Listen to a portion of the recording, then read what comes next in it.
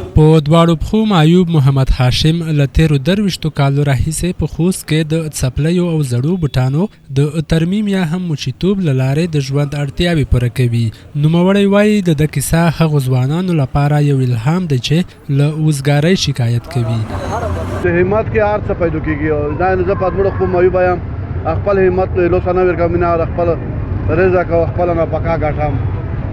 الله پاک نه ډېر روزو یم چې مقصد ویني. ځوانانو دا غواړم چې مقصد خپل همت وکړي، خپل کاروبارونه.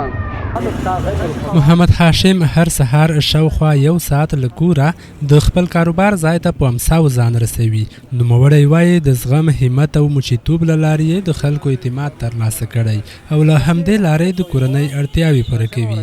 مو درویش کوله کېږي چې زه مچیتوب کوم، د مخ ته امارت نه دوری امو خدای پازل د 11 کسه پر فامیل می دا وړه بس دا نه لګیا یم خپل کاروبار په ډوړو خو معیوب یم، مقصد وایم خپل کاروبار تا د ما ور کړی دو خپل همت له سنا ور کوم. دا د محمد هاشم د حلال رزق پیدا کول وسایل دي. نوموړی سخت کار کوي او په ځان خوارۍ تیروي او دا ثابتوي چې له همت پرته موخې نشي ترلاسه کیدای.